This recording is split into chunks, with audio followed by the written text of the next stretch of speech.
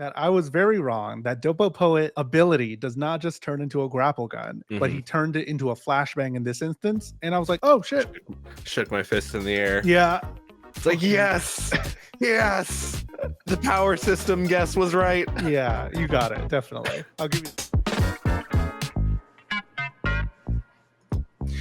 Hi, hello, this is Jules the Human here, and welcome to the Jules the Anime Hour. I'm one of your hosts, Jules the Human, and every week we go out into the world and watch a little bit of anime, and then we come back here and talk about it. And today is the second time we're going to be talking about Bungo Stray Dogs. We did it before Thanksgiving, and we're coming back to it. We're going to be talking about episode 5 through 8 of Bungo Stray Dogs. We have so many anime to get to. We just added quite a few of them. One is Matt's pick, one is my pick, but then some from the community. So we have Shangri-La, which is fairly new, Delicious in Dungeon, Cyberpunk Edge Runners, Demon Lord 2099, Vinland Saga, and Chrono Crusade. So all of these have been added. So after we're done with Bungo Stray Dogs, we're going to continue on and pick a random anime here, and then they get put on our list. So we rank the anime that we watch a full season or so, and we have so many S's, a lot of A's, and Bungo Stray Dogs is going to be up here next week when we finish the season. But I don't go on these anime journeys alone. I go with my co-host Matt Galley. Matt, how was your week, and how was your Thanksgiving?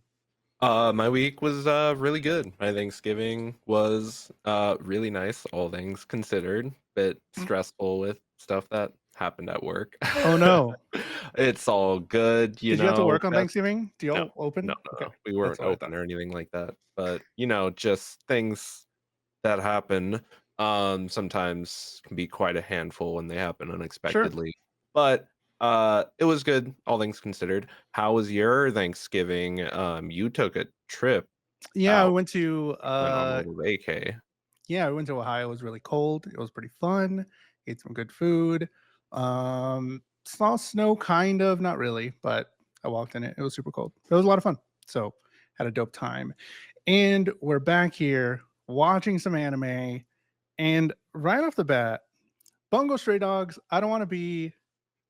I feel like after last episode with Bungo Stray Dogs, I wasn't super sold on it just yet because of the things we said in last episode, but man, did it change around. I don't know if it was like the break of me just not watching anime, but I'm more sold on it than I was last week. I don't know how you're feeling overall and like, this is okay. Or like if you share that it changed, like these 4 episodes, I was like, Yeah, what was this? It felt like a completely it different felt show. impactful. These 4 episodes kind of were able to deliver some more impact than the first four did.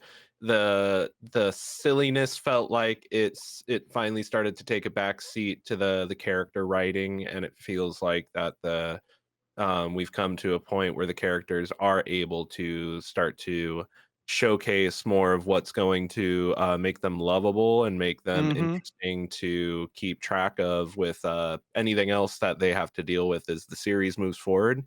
Atsushi actually begins to kind of begin to get a little bit of character because he starts off as just this, like, the fish out of water, so that way we have a reason as the audience to get explained why everything's going on, how it's going on. But then he also becomes the kind of MacGuffin with the tiger aspect where, like, oh, everybody wants the tiger. Why is that? And we begin to see some of the reasons why the tiger may be desirable in the later He episodes here after yeah. the first few. He would not shut up about where he came from in the first 4 episodes of the anime.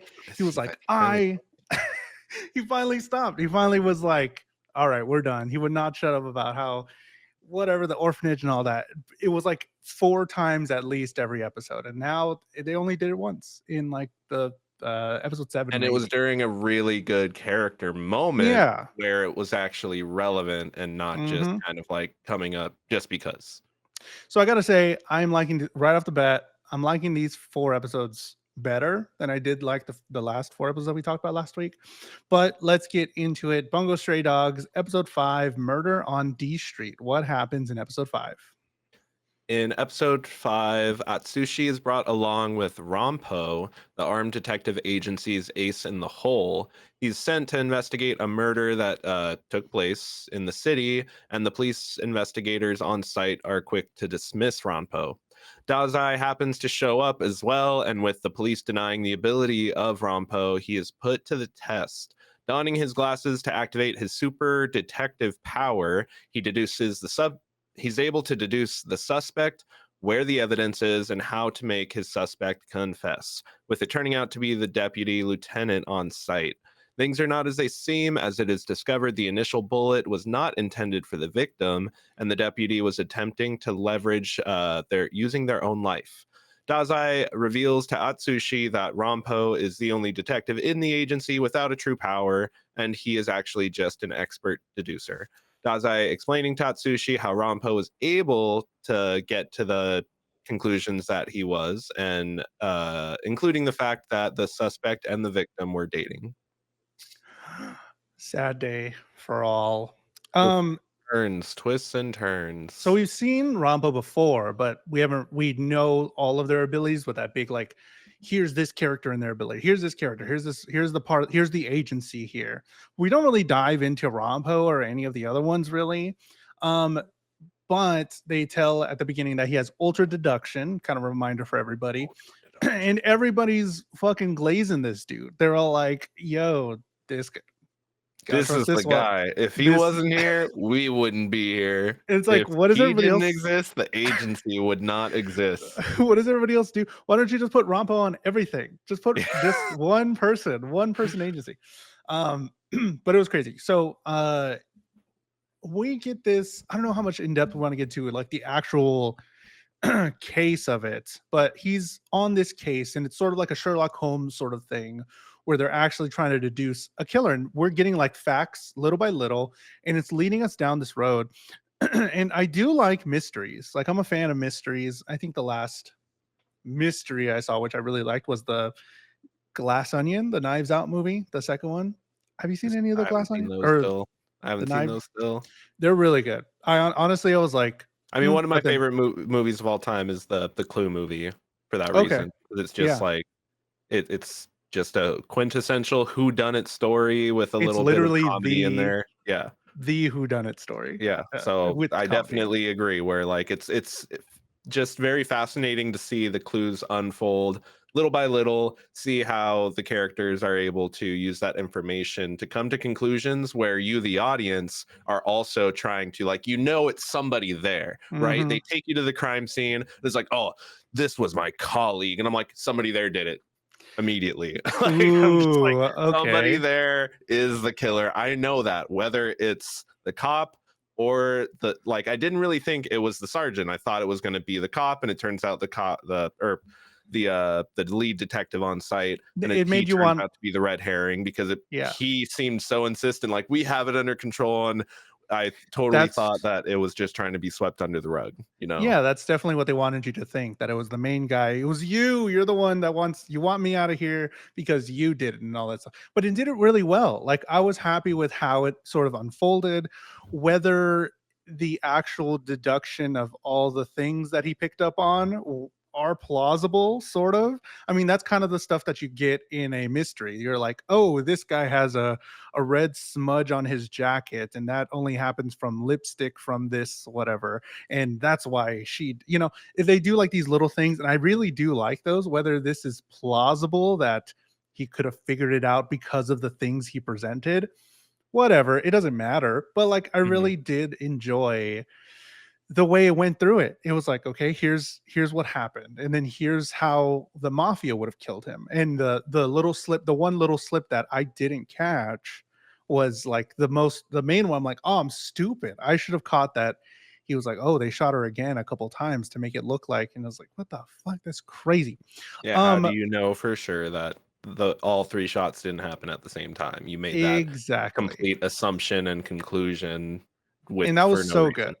And that was enough to be like, and then the whole idea, like, yeah, show me your gun. And the whole idea, it'd be really hard for 3 bullets out of a state issued firearm to just come up missing. Where'd those bullets go if you never fired them?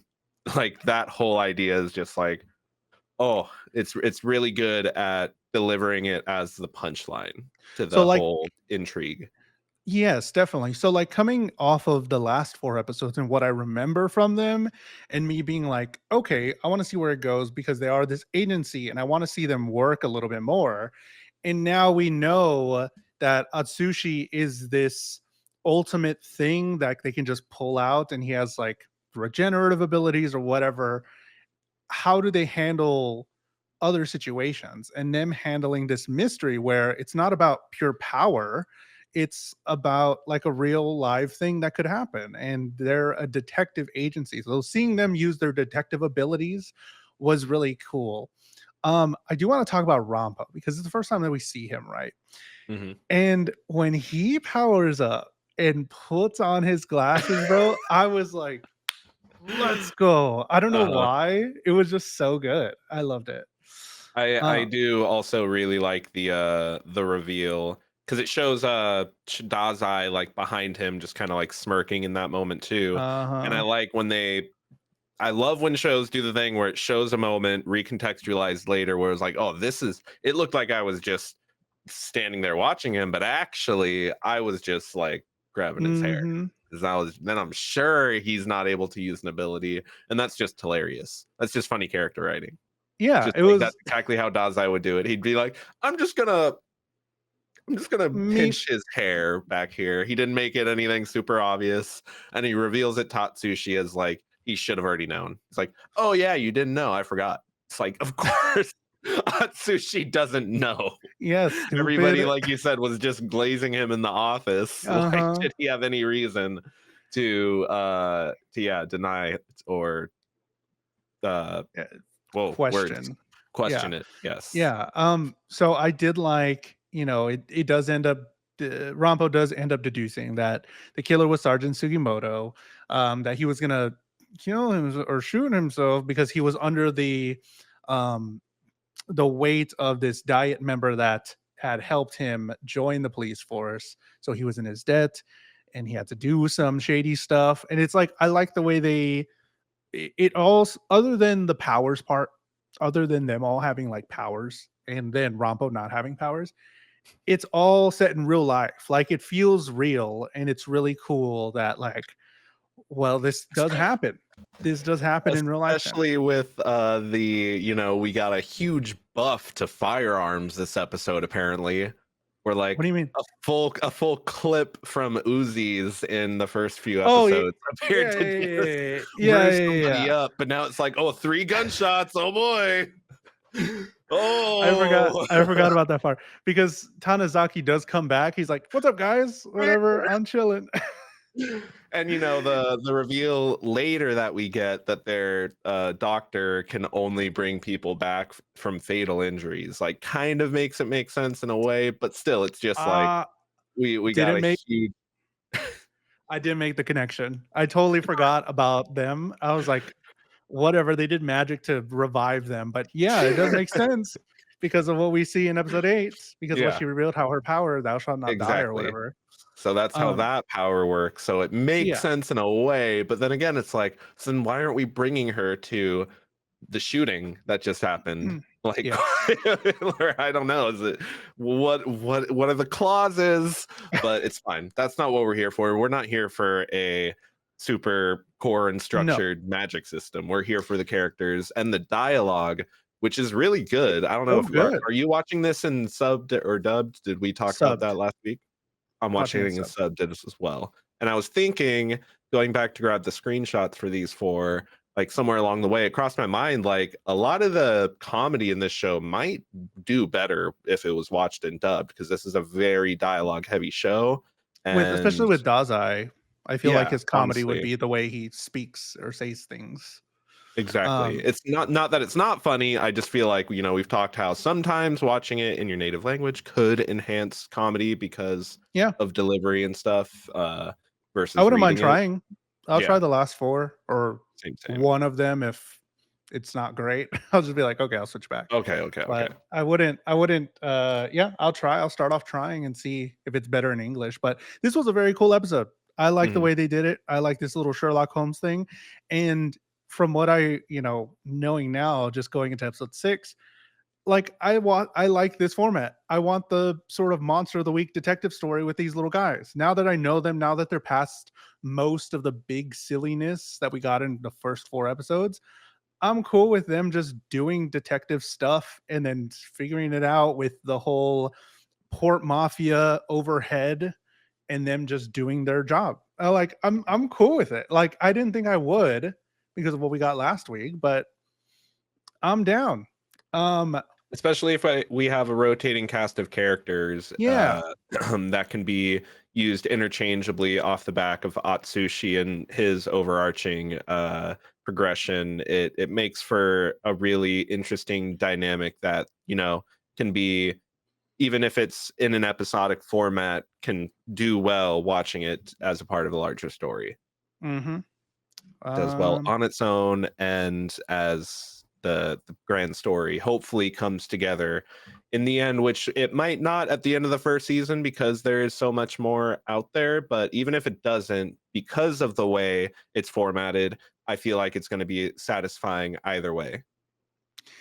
definitely. Let me see here. I don't know why my oh, I uploaded them wrong and I put them as backgrounds. Oop. Let me do something real quick. So, yeah, let's get into episode 6, the Azure Messenger. What happens in episode 6? So a lot happens in the next 2 episodes, so everyone's gonna have to bear with me. This episode focuses on Kunikita as he reviews everything that is included in his journal before arriving at headquarters, where Dazai is tormenting Atsushi while under the influence of mushrooms. Kunikita enlists the help of a hacker as an informant to help with a case in a string of disappearances, and the hacker provides photographs of the victims that lead the team to an abandoned hospital where they discover the abduction victims. The first victim pointing out the rest just as a death trap is activated, taking the lives of everyone inside, then going on to slander the agency using their raid as the reason for the loss of life. Kunikita is able to deduce that his hired cab driver was actually the one performing the abductions, using and posing as the victims, checking into their hotels to cover up for their disappearances. With the discovery that a larger organization is behind this, the Port Mafia show up and put the team on the run until the police force arrives, them handing over the driver. Their driver's information leads them to the building where the Azure King self detonated, the Azure Messenger using the space to put together a new bomb and leave a threat behind for the agency. Again, I really like this episode. I think it was A lot paced. of reveals. Yeah, a lot of reveals. I think it was paced well. I didn't know it was going to be a Yes, two-parter, really. two-parter. We get this But Kunikita arc. So yeah, great. and I really enjoyed this episode. I was like, this is really good. I really enjoyed all the stuff. So there's disappearances. They go on to their next detective adventure. Disappearances in Yokohama. There's an anonymous tip. And then we meet a new character, the cyber network warrior, Taguchi Rokuzao, who I really liked. I love that they always just have the I love the computer mastermind hacker. archetype Yeah, of the mastermind hacker. the hacker dude that's in some secluded area with wires and computer screens, and it's just a little weird. I don't know if that's a real fish behind him. It's in a real fish tank, but just one bass. Like I'm what? pretty sure he's at one point he's like, I have to take care of my tropical fish. Yeah, like what the hell, dude? I mean, it makes sense. I bet that fish tank is water cooling all of his computers. Oh, that's good. I like that. I like that thought. So we get like this little cast of characters because it's fun. Like I don't watch a whole lot or hear a lot of superhero stuff. Like I watch like the main Marvel stuff, but like the stuff that I've seen from Batman when he's actually being a detective, and especially in the Robert Pattinson Batman, Mhm. when he's actually doing some detective stuff and it all came Yeah, together in the end. Like I love the that. the Batman Arkham games kind Yes. of coined the whole detective vision, detective mode, where it's like your vision changes and it's like you see all the contextual objects in your environment and everything that Yeah. can be interacted with. And that's how I imagine these guys. They each have their own Rampo. form of like a detective vision. But Rampo, yeah, he's just got screen sheets. He just True. like can see it visually, just the exact steps He's of what to do. Rampo's behind Everybody else just secretly. Yeah, sees the things. Rampo is secretly behind everything going bad here in this city because He he's could too just good. stop it all. Hey, He's too good. Rompo, we have a problem. Port Mafia. Yeah. Glasses on. Problems solved. Um, but going with that, I do like that we're fleshing out. We have the main cast of the agents, but where do they get their stuff from? And I love that they introduced two characters here: the messenger, who or not the Azure messenger, the driver as well. Mhm. So we got the cyber sort of network warrior, the way they said his name was, Taguchi, and then we have the driver that they use for information. And it's like, okay, this makes sense. They have people on the outside that are doing a specific kind of work, and Mhm. they help them out. And I really like that they put some thought into these characters. I mean, they became very important, Yeah, but exactly. That's the thing with the shows like this that I'm coming to discover, where it's just like anytime even a questionable side character gets introduced, like they are being given screen time in this show with very limited screen time. mhm. They have to be drawn in somehow. And like I don't want to immediately just think, oh, that's actually the Azure messenger. No, it's actually that person. No, it's actually that Yeah. person. But it's like everybody becomes a suspect in shows like this, and it manages to use that concept in interesting ways where it's just not flat out pulls mask off. Oh my god, they're the bad guy. It's like, yes, I was doing this, but All but this other, yeah. all this other stuff. Exactly. And that's what keeps it interesting for me, where it's like usually the twists aren't the initial concept of the twist and reveal might not be the most revolutionary, but it's all the context that comes with it that is usually like, ooh, The fun okay, part. Yeah. okay. Then Because the plot thickens. I'll tell you now, I didn't call that twist at the end of the next episode. I did not call it at all. And I was like, huh? What? Here we are. Oh, He and then was some the cool. only survivor of hey, never mind, we'll get there. We saw her. Okay, Sasuke Nobuko, who we're talking about here in Can I spoil episode some of it 6. real quick? No, don't spoil anything. we're, we're Sasuke no talking we're up talking to episode chronologically 9, and we're talking about 6 right now. up to episode 8. Up to episode 8. Sorry, Yeah. we're talking up to 8 today. I was like, oh shit, didn't watch an episode. So Sasuke Nobuko, who was rescued there, we saw her get rescued. She was gonna drown, quote unquote. Unquote. She's a lecturer at a university in Tokyo, and there was a video camera, like you were saying, note video of them doing this whole thing, and they blamed it on the agency.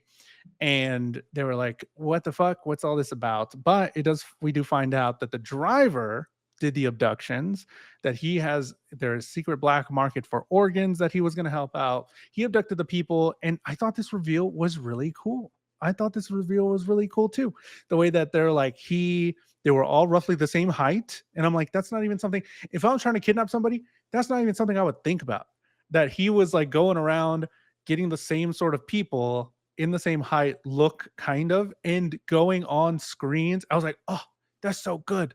What a good bad guy. But we got him. Folks. Ladies and gentlemen, we got him. Can I spoil some of it real quick? No, you cannot. Thank you so much. Appreciate it.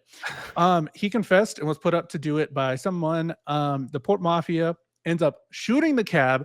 Also, did not expect the Port Mafia. They're like, oh no.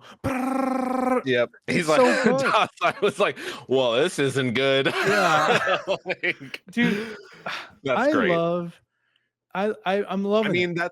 that's core, like, writing with, are things, because we had a lot of long-winded explanations and reveals right there, and the whole concept, are things getting a little boring, add an explosion, and sure enough, like right as it's getting a little, like, just stringing us along, boom, explosion, flashbang.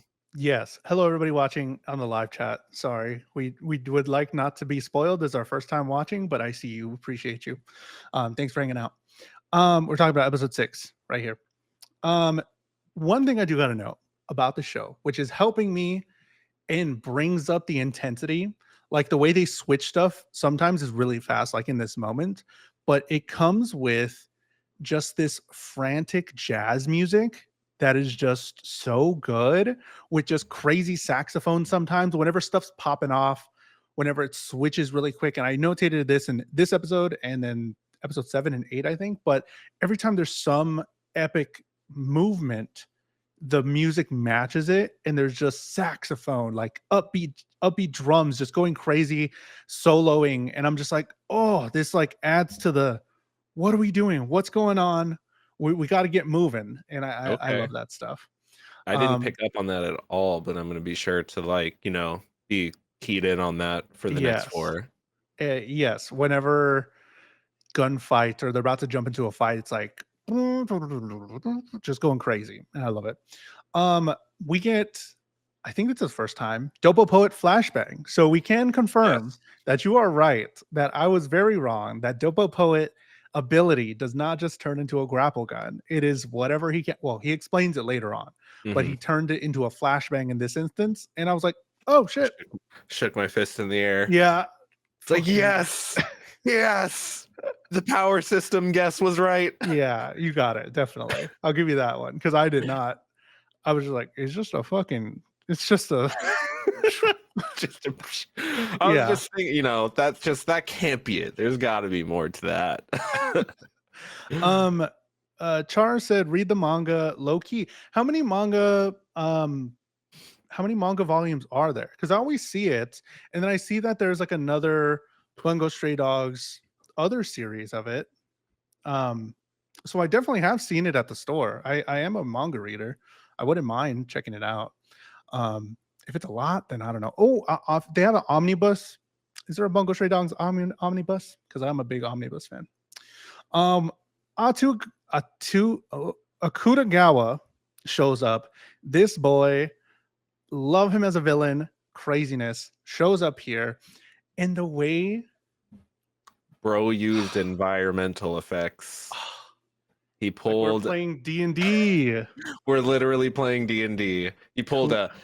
I wasn't aiming at you. Yeah, actually, I was not aiming at you. Um, let's see. Bungo Stray Dogs, Beast, Dead Apple. There's a lot. They go on a bunch of adventures. Wow, didn't know. I've only seen, Was the Bungo Stray Dogs the friends? yeah. But I love Kunikita, and I love this moment where he's like, boom, shoots behind him, shoots the water, and then he pulls out the stuff. Okay, I don't know I was why. like, I'm what's he just gonna do with the stun gun? Like, exactly. it got me. I don't know if I'm dumb. Yeah, okay. This helps the thought that I'm not dumb. But every time they do something, I'm like, wait, what are they gonna do?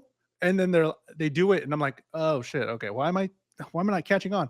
But he pulls out the stun gun, and I'm like, bro, what are you gonna do with that? Like it Yeah. was all little. Like if you're gonna have like a stun thingy, I thought he would have like a prod, but then he had the stun gun. I was like, are you gonna hand-to-hand combat this man? Yeah, And he because fucking he could throws it just in the like eat the space yeah. between the two of them, eat the stun gun, whatever. That's how I felt about his gun initially too. I was like, dang, he's using that gun on defense because he can't even shoot it. And then I hear the gunshot, and I'm like, why are you even shooting? Then all of a sudden he's soaking wet. He's pulling out the stun gun, and I'm like, what are you doing? He made him wet. He got You made him a little wet. zapper Oh and no. tosses it into the puddle. And even though it didn't seem to phase Akutagawa. Akutagawa initially, like it had him like just sitting there for a solid 2 seconds, hard CC. All I'm saying, he was locked down. Yep, locked down for 5 seconds, and that was insane. He just went, "Bzz," there you go, bzz, craziness. Jenna says manga versus anime differences from these episodes. Azure Messenger arc is actually Dazai's entrance exam test that takes place 2 years prior to the main story. Atsushi's not even there. Oh, That's that's crazy. cool. Yeah, that's cool. As in, like, if I wanted to read the manga, it would be different. It Yeah, wouldn't be like the same thing that I saw. Because sometimes I'm like, I don't want to read this. I already saw it. exactly. But that's cool. I didn't know that. So we find out more information about the Azure King who blew up buildings. He blew himself up at the end. He blew up the father of the cyber warrior that we talked about earlier. So Kunikita sort of feels responsible. And I love all this story, this exposition doesn't feel over the top. It doesn't feel like they're talking too much. Like it feels fine and it feels earned. And here we are, sort of following Kunikita a little bit because he's one of our main three, and we get some more information on why he was, just being nice to Taguchi a little bit, and why he sort of feels bad or something, and we can't really pin it down right now. But yeah, now we have this new case for the agency to defuse a bomb, and it's a 2-part episode. And I was like, yo, I'm here. Let's fucking do it. Stage is set. The stakes have been sizzling. Are cooking. Yeah, steaks are sizzling right now. There are steaks on my plate, and I'm happy. I am. I'm like, wow, this is pretty good steak. Episode 7. Pretty good steak. Episode 7, Love for the Disease Called Ideals. What happens in episode 7? The stage is set and the conditions are clear from the president of the agency. Discover who the Azure messenger is and disable the bomb. Kunikita attempts to enlist the help of Rokuzo, and he is firmly denied. Sasaki, the victim that was saved before, explains to the group the history of the Azure King before Rampo calls in to reveal the location of the bomb, the location of which could cause a large-scale chain reaction. The team rushed to the location of the perpetrators, which is remote to the location of the bomb, and the disarm key is broken in front of Kunikita, him swapping positions with Dazai just as they seem to be outmatched by their enemies. Kunikita replicating the key and disabling the bomb just in time. Sasaki and Kunikita share a moment of reflection on loss before Sasaki is revealed to be the Azure messenger, and the Azure King was her lover. Rokuzo shoves Kunikita out of the way of being shot and delivers several shots in retaliation to Sasaki, her lover being the one to take his father away. Brother. He bids her good riddance. This might have been my favorite episode so far. So instantly, they just set the table a little bit by changing something familiar to us by not giving us that intro. They start it, they're sitting around the table, and I'm like, oh, this is different. If I'm not mistaken, the last episode didn't have an outro. Yeah, I don't remember. It just cut to credits instead of doing the animated outro. Oh, okay. If I remember correctly. I was just beep. Next episode. But whenever they do some, like, this is so little. The formula. Yeah, this is like so little. Like, this is not a big deal, really. It's like, okay, let's just take the intro out. But like in context, when you're looking for something and you don't get it, and you're like, wait, what's this? This is something new. No intro for this, breaking up the format, and we're in danger for this one. Everybody's like, bro, the people are gonna die, and we're gonna get blamed for it. And that's not good. Rampo's gone. Our boy's gone. They made a point to be like, Rampo's gone. He's not here right now. Yeah. We're trying to contact him, but he's not here. So stakes are high. Stakes are sizzling still. Gojo Satoru is not at Jujutsu Kaisen High right now. This is peak reaction. Thank you so much, bro. It was insane. So they are fighting for the agency's existence and pride. Dazai, there's some funniness in this episode too. They can't get away from it. Dazai tries to set up Sasaki and Kunikita, but Sasaki finds him a little bit too much when she reads the book, his little notebook. And we find out the bomb was set in a fishing tackle store.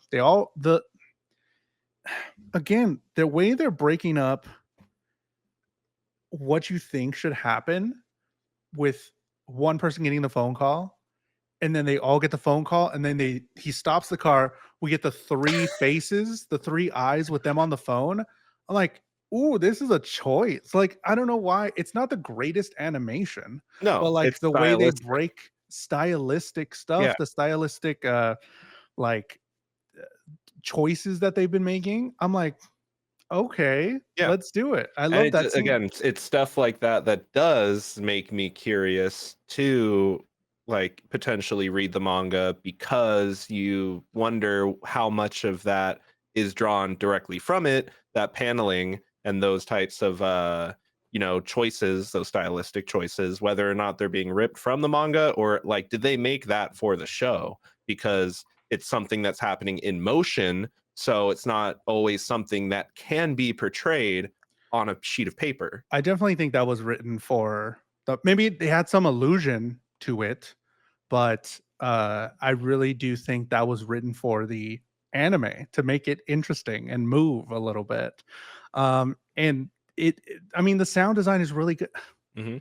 And I it's like feel, it yeah. definitely it like adds to this like feeling for me at least that like even if the animation itself isn't getting better, it's just the context of the situations are Mhm. like gradually climbing and making me more invested gradually in the events that are happening on screen. Yeah. Again, where initially it was just kind of silly, like we have dealt with a bomb threat before, but the bomb threat ended up being, just his little entry exam for Atsushi, basically, with him jumping on it. But now it's Yeah. like we're dealing with real Now bombs every and real booms. So it's like now we feel a little bit of tension, a little bit yeah, of, again, stakes are on our plates. because yeah, I can see Atsushi being like, "Wait, this one's real or is this another test But here?" we already know because of that situation that is going to, even though he doesn't really, again, it might go with the whole manga versus anime difference brought up, that Atsushi just kind of feels like he's playing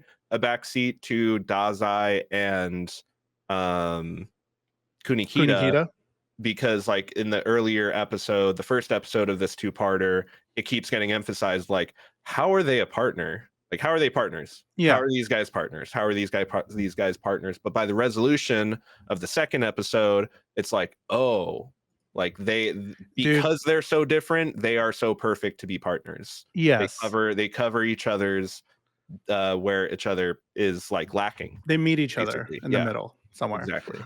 Vanny, I appreciate it. I love the fact you're actually breaking it down and talking about it 10 out of 10 live. Yes, we are. So, yeah, we do this every week. This just so happens that this is the second week we're talking about Bungo Stray Dogs. Next week, we're going to finish the first season and we're going to rank the anime on where we think it's going to go. We have a ton of anime that we've done so far. So we do this every week. You can help us Absolutely. pick a brand new anime. These are the animes that we're going to pull out randomly. But yeah, this is our second episode of Bungo Stray Dogs. We have a previous one if you want to check it out, but we're going to do one more of Bungo Stray Dogs to finish the season next week. Um, so they all receive the calls. Again, super stylistic. Yeah. Love that. The driver died. The driver dies off He gets off screen, kind screen. of, and he gets the numbers on his palm. And then they go into the big fight stuff. So we have the number on Kunikita's hand, which is 39, meets the culprit of all these bombings, sort of somebody that is of interest here.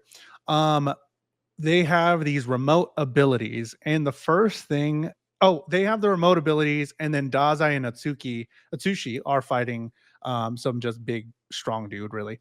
And these fight scenes are kind of dope. Like They're well choreographed.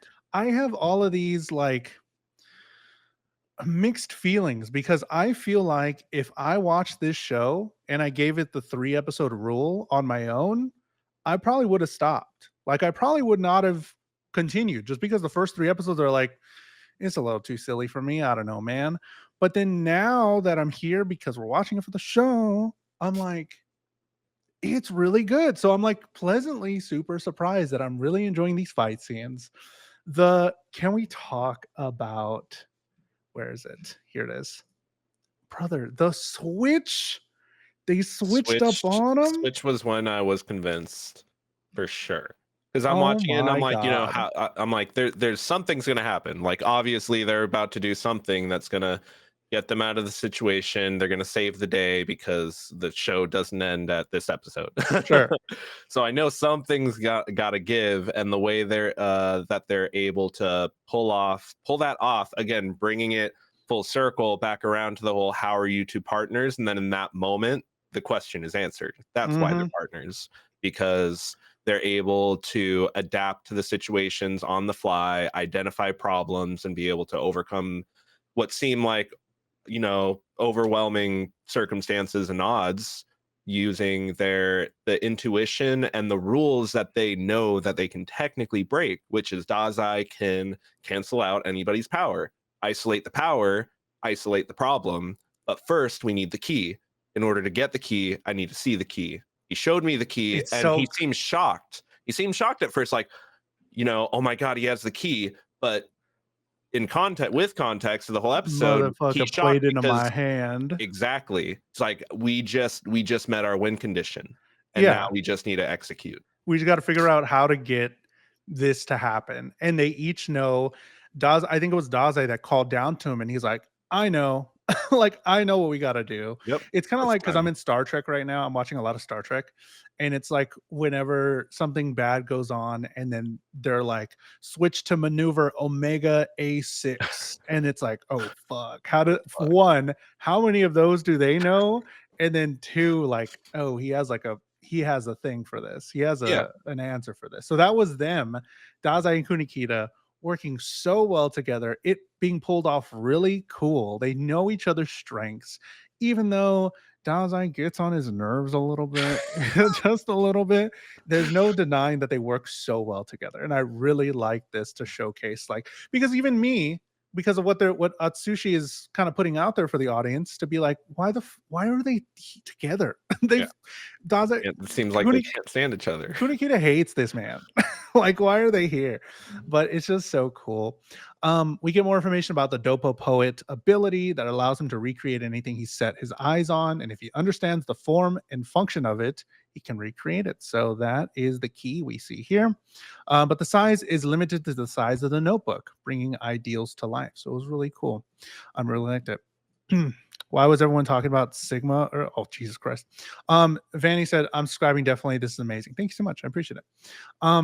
The cyber warrior takes the bullet for Kunikita in a play that I did not expect. This whole thing, my mouth was open because one big moment, we get Homie taking the bullets for Kunikita.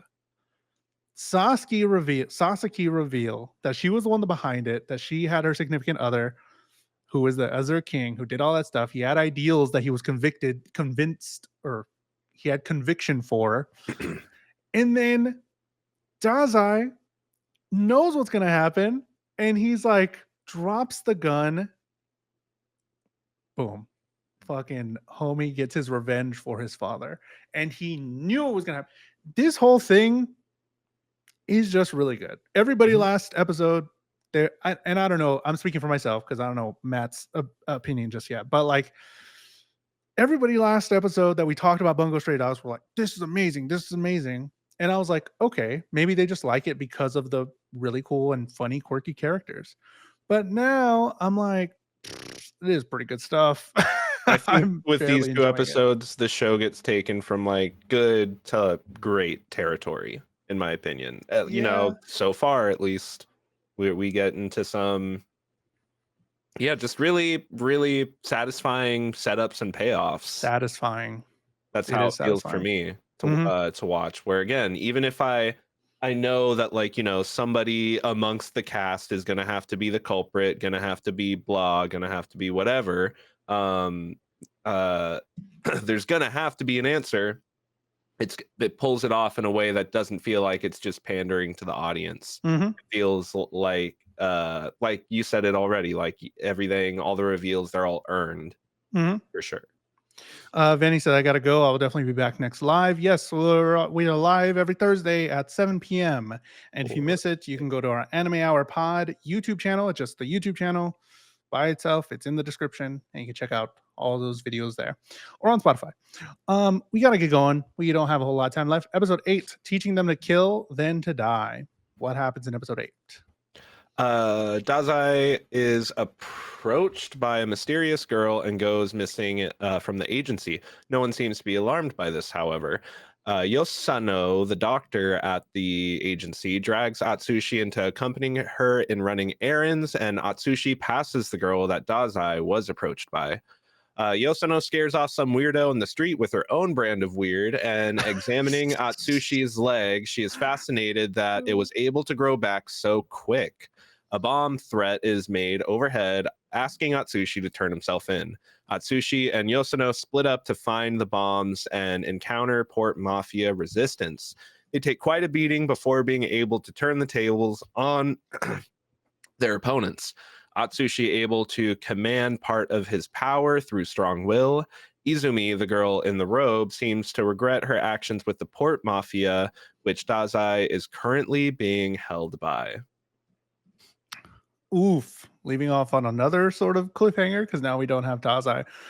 But Tanizaki is back, which was just okay. Here we are. We get a shopping trip with Dr. Yosono, and Atsushi passes the same girl that Dazai was seen talking. She was handing over the phone, or she picked him, or something like that. Someone is taking over the train. They are there. It's really interesting because now we're getting like, I love that we have enough characters where we have Atsushi sort of interacting with all of them at different instances. And I like that now because it seems like the agency is really powerful. They took down the Port Mafia when they, went to try and take them out or whatever at their base. The detective agency seems pretty powerful, but now we have like our own little things that are keeping us from being at full power, which is really cool. That now we have Atsushi and Yosono just by themselves. Now we just have them two. So like, how are they going to figure this out? How are they going to get through it? Hello, Cosmo. You know what else can take it? Oh God, I didn't read that. What's up, Shadow? Hello. We're talking about episode 8 of Bungo Stray Dogs right now. I didn't read it. I knew you read it. I saw you laughing. I didn't read it yet because I was talking. Anyways, they're passing. The train got taken over. What I was saying was like, they're setting themselves up to be like, okay, how are they going to handle this situation? Yes. We know that these guys are super powerful, and we got Rampo, and we got a bunch of other people with really crazy abilities, but now we have to still bring in stakes, and they continue to make the stakes feel real and unattainable. Like, how are they going to pull themselves out of this one? I mean, within the last one, they were just going crazy about a bomb. Yeah. And they're like, oh, Jesus Christ, how are we going to figure this one out? So, like, that's how we feel. In this one, Atsushi, Yosono, are facing up against Kaji Motojiro, who's a known terrorist bomber, and he thinks death is an experiment. Yosono, with her own sort of brand of fighting, fights Kaji, and the red dress girl's name's Kyoka. I think I got that. But she has a stand ability, which was like, yo, we got another stand user here. Coolest ability so far, for sure. Yeah, honestly, Visually, at least. Visually, the coolest one so far, because it's just, I thought it was her at first when they were pulling out the sword, but I was like, oh, it's just a stand. My only question is, how come when she approached Dazai, she was able to activate it when he deactivates people's abilities? I think they tried to explain that. Oh, did they? To where, because it's used by her phone. Yes, because she's not the one controlling her own ability. That's right. So okay, like, I'll buy it. I think that's the loophole that they had there. That they're, homie sent Akutagawa sent her specifically to take Dazai because he made this. He knew that, he knew about Dazai's ability, so he's like, well, let me control her ability, and with her out of control, I don't think Dazai's ability can work to nullify it. Mm-hmm. So I think that's the way they tried to explain it with the whole cell phone thing. I'll buy that. Could be wrong, but no, that makes sense.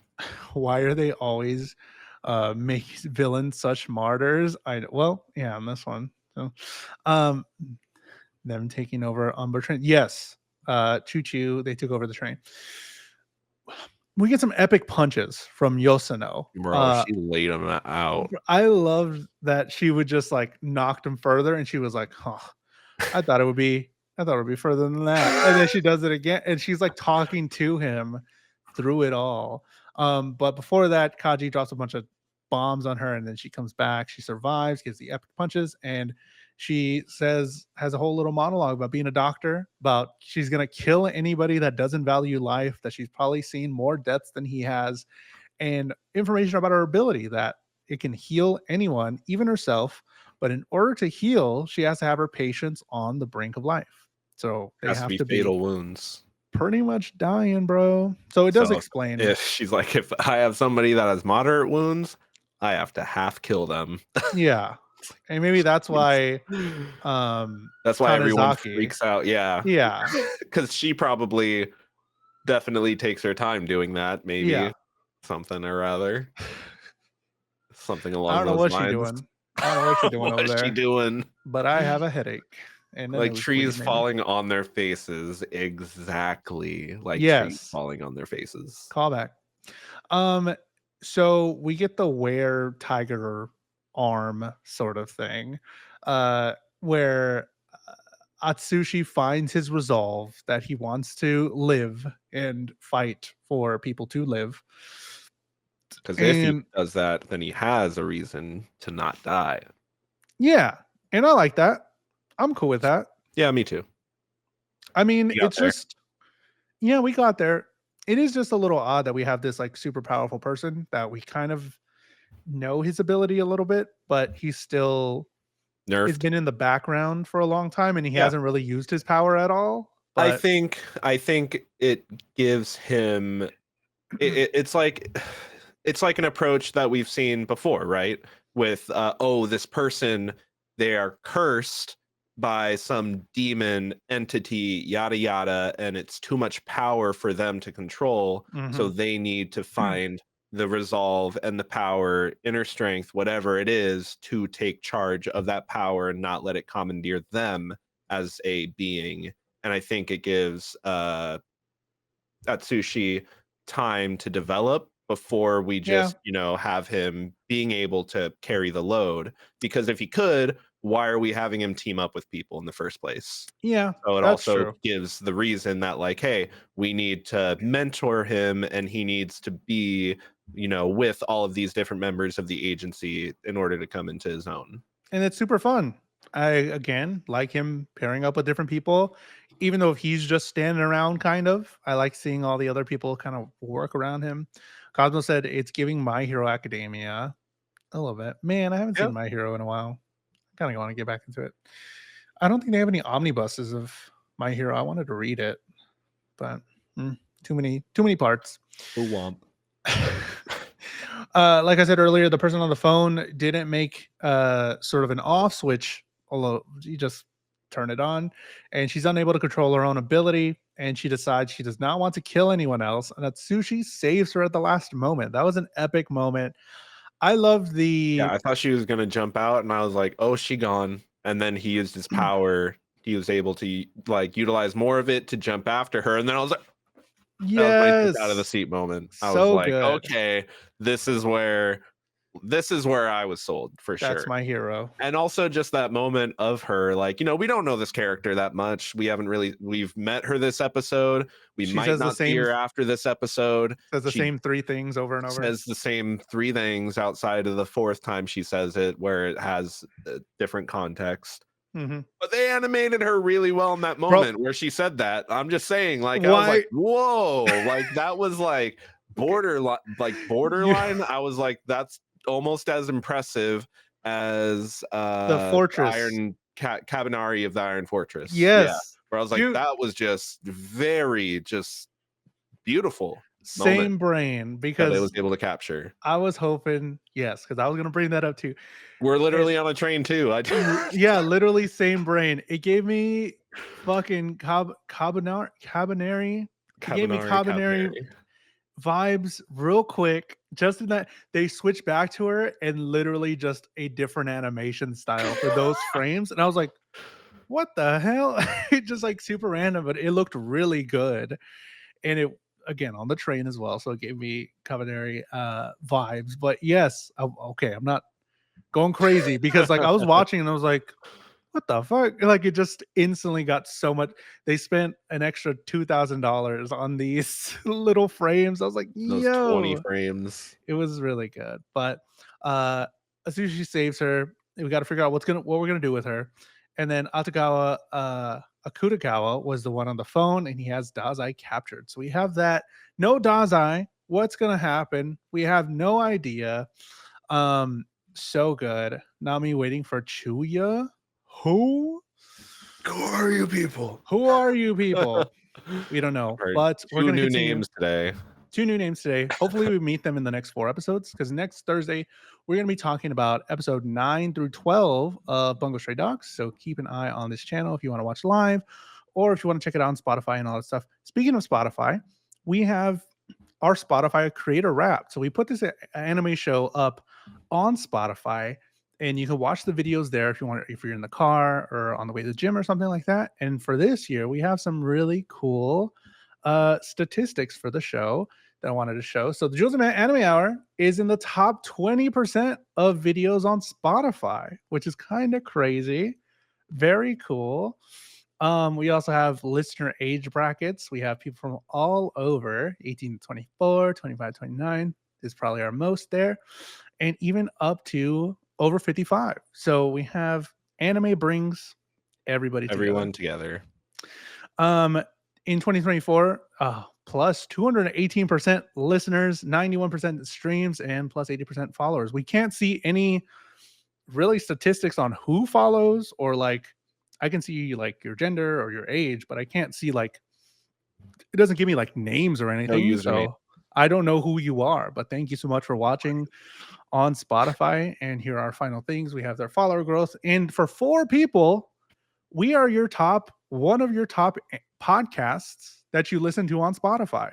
So for 4 people, we're up there. Somebody somewhere in the ether are listening to our podcast consistently. So thank you so much. If that showed up on your app, tag us. Yeah, I want to see it. Story. Yeah, if you're like, if it shows up on your Spotify Wrapped or whatever, just let us know. That's pretty cool. So thank you so much for all the supporters. That was our Spotify Wrapped. There was a bunch of other stuff, but these are the pretty cool ones. What? Don't read this out loud. Just called me a baguette. Oh no. Never mind. I was gonna get to Spotify. Never mind. We like Spotify. If you use it, that's cool. I'm using YouTube Music now. Matt, when you're not the Bungo Stray Dog we met along the way, where can they find you on the internet? You can find me on my YouTube, where we also host this stream at Matt_Galley, or you could follow me on Instagram and Threads, where I just be posting whatever. Just be at goofing. It's Matt_Galley, professional shit poster over here. Jules, when we're not here commandeering the detective agency, where can the people find you? You can find me on YouTube, youtube.com/JulesTheHuman, or on Instagram, JulesTheHuman, JULES, the human, and on Threads. I've been posting a lot on Threads about my Star Trek journey because we've been watching a lot of Star Trek. And I just be posting, man. I really like Threads. Don't use Twitter anymore. Threads is pretty dope. So I've been on Instagram, Threads, and on YouTube. You can also follow the podcast YouTube channel. It's just Anime Hour stuff. If you don't want to watch live, you can watch later on. It's Anime Hour Pod. All the links to everything will be in the description of the video if you're watching on YouTube. Just Anime Hour Pod on YouTube. You can also check us out on Spotify. I think I got us on Amazon Music now. So we're on Amazon Music /Audible. So you can listen to us there or watch us there probably. Will Jules and Matt move to Blue Sky? No, I do like Threads. But like, yeah, I kind of just am on Threads, not really on Blue Sky. Even though I made one, not on it. It's a lot. I just like Threads because platforms. I'm barely on the ones that I'm even on. I'm just reposting stuff. I'm not actually doing anything. We don't even stream anymore. We're just podcasters. But next Thursday, if you want to watch it live and talk to us about it, same time, 7 p.m. Central, we're going to be looking through and talking about episode 9 through 12 of Bungo Stray Dogs, and we're going to be ranking it. There will be a link to rank the anime because your votes count as well on where we should put it on this list here. We have S through F, and where do you think Bungo Stray Dogs should land? I'll put the link in the Discord. I think my Discord's still linked to my YouTube, but you can message us if you want the link for all that stuff. But you get to vote as well, and we'll see where this anime lands for the final ranking. So I'm feeling like we're gonna be pretty top heavy for the end of the pretty year. top heavy, but that's okay. I'm fine with watching. I'm fine with that. Fine with watching really good I'm okay anime. with everything staying at the top all the time. I'd have no problems. I really hope, yes, it stays that way. But yeah, that's the end, and we'll see you next time. Bye.